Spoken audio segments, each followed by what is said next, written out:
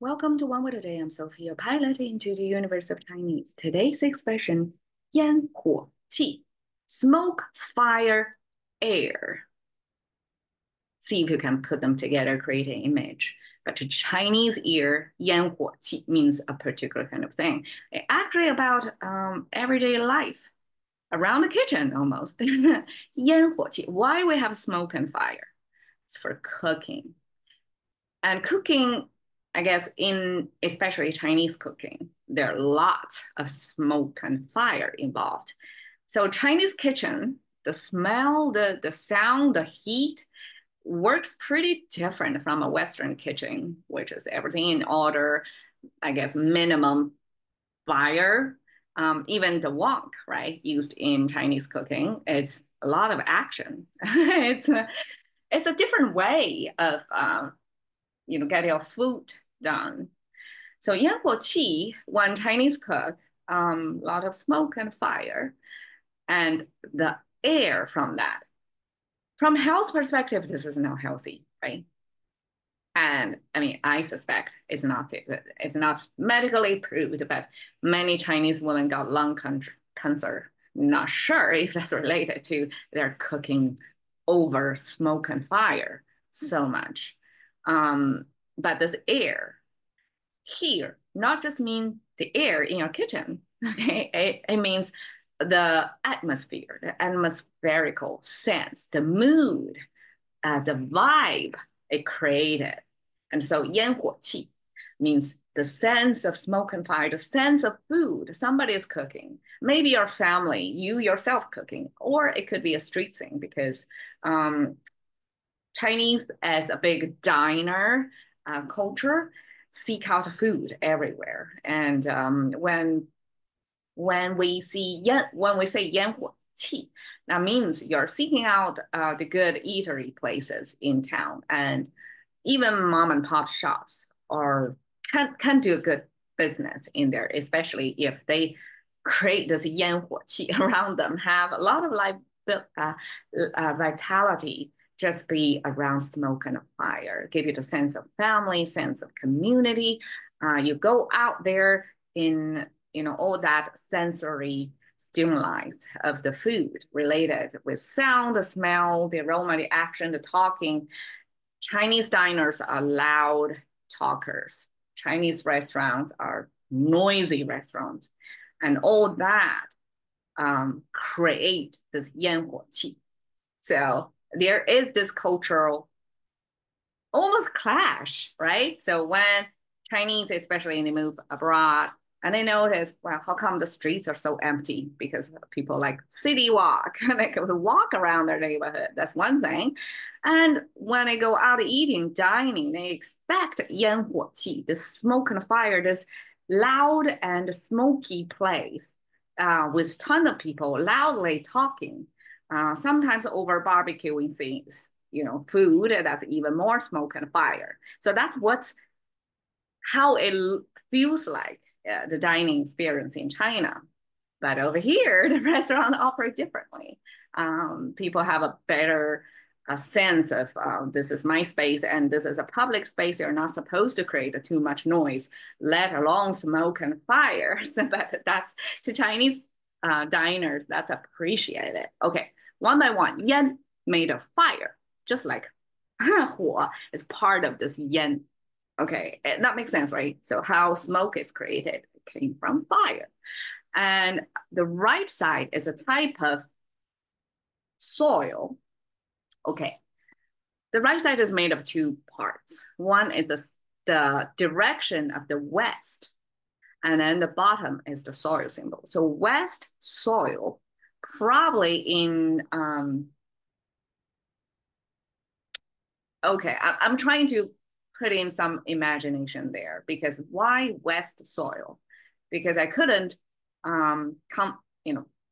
recall that in China, the soil in the west part of China is stickier. Like that's not part of it could be the case. It's not part of my common knowledge out there. But it could also be Chinese as a cultural centered around Yangtze River on the east side of China, where agrarian society settle around waterways, right? Most so that they can irrigate their land and stay hunkered down in that land for generations, versus on the west side, where the terrains are tougher, the climate is tougher, it's not good for crop growing. Mostly are nomadic people on horses or cattle raising. They may have this millennials of warfare with these agrarian settlers. So these two cultures, at least two if we classify them, but if we go to higher definition, it's different, tribes have this borderline thing. So that west soil, eventually to mean blocking, could mean literally on the territory of this culture. On the west side, that's where you want to build up this blockage to separate your culture from a totally different culture. People raised it differently. Different lifestyle. So that's the war zone thing. And that's probably west soil, my guess. Okay, so west is expressed by the bird net, which is this bundle of things. It looks like a bee nest, a hive, right?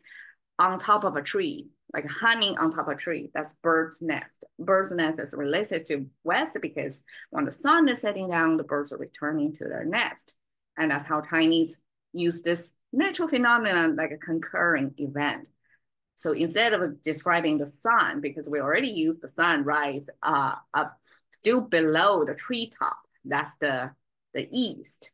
We cannot use that same image again, even if it may look the same on the west side or the other side. So we have to pick something else. So this birds returning to the nest, this nest thing then becomes the west. Okay, then we have the soil symbol, which is two horizontal lines connected by one vertical line. This first horizontal line is the ground level. This vertical line is something growing in the ground. And then we have a second horizontal line as a pointer or indicator to mean everything surrounding the root of the plant. And that's the soil. So we have west soil means blockage plus fire. That we can imagine that the fire created in this blockage means smoke. It could be, okay, two readings. One is a wartime reading, which is on the front of these two cultures clashing zone, the west soil, so to speak.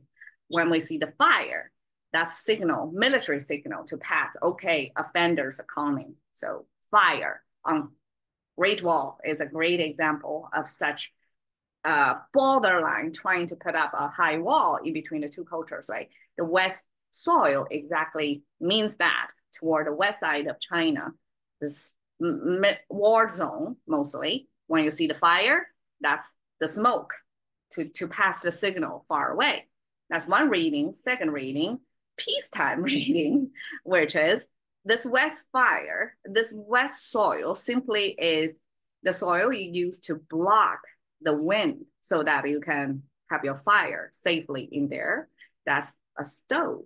That's the way you build the stove. How it functions is to have a higher elevated place where the fire is blocked from the outside, right? So it's a contained fire where you cook.